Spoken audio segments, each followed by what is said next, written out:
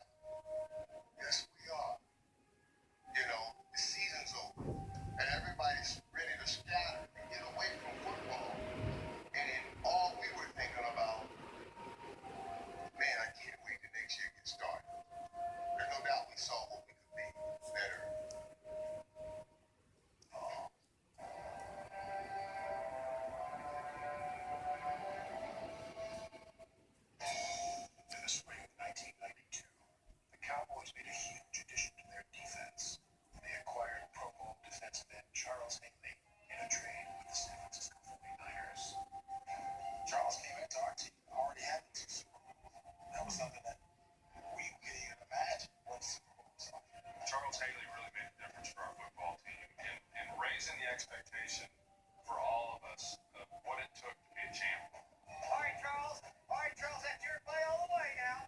But there was a reason the 49ers were willing to part with him. Psycho Rob. He's crazy. Charles is crazy for real. You know? Hey, what you ought to do, you ought to call time out. Don't go to neither side. I go to the middle of the damn field. Get there on both ends and Lord help me, please. They walk up to you, punch you, grab you in the private area, and just kind of pull you around. He just does things to aggravate you. Where the dog is? Boy, you remember that boy. The great thing about Charles Haley was that it didn't matter who you were, he was going to ride you pretty hard. Sure. I hit you, boy. Room one, come on. This is call you mine.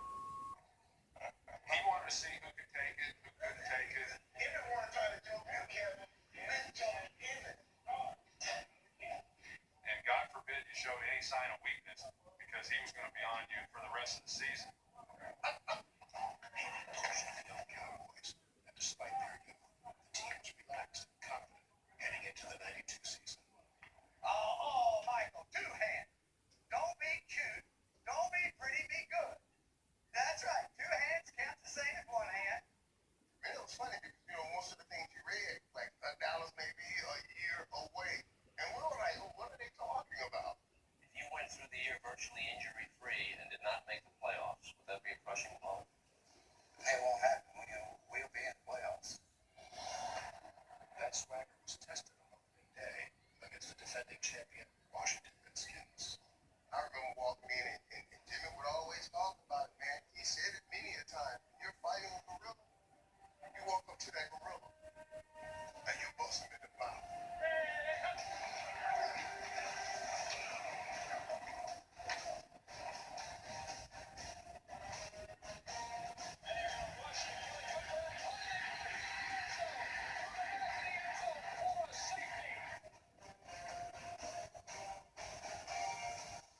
In their first two games, the Cowboys defeated the Redskins and the Giants, the last two Super Bowl champions.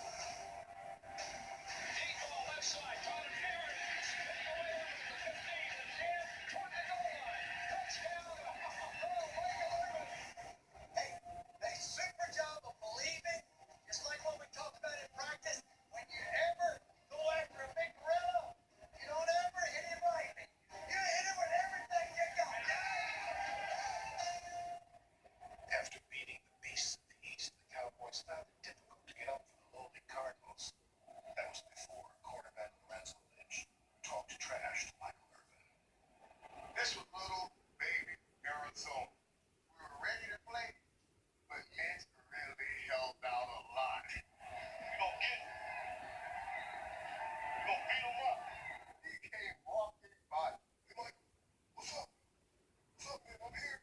I'm going to be here all day. I'm going to be on you all day. And I was like, okay, Arizona's in town. Thank you for waking me up. I appreciate that. Second play of the game. Look out. I go 87 yards for a touchdown.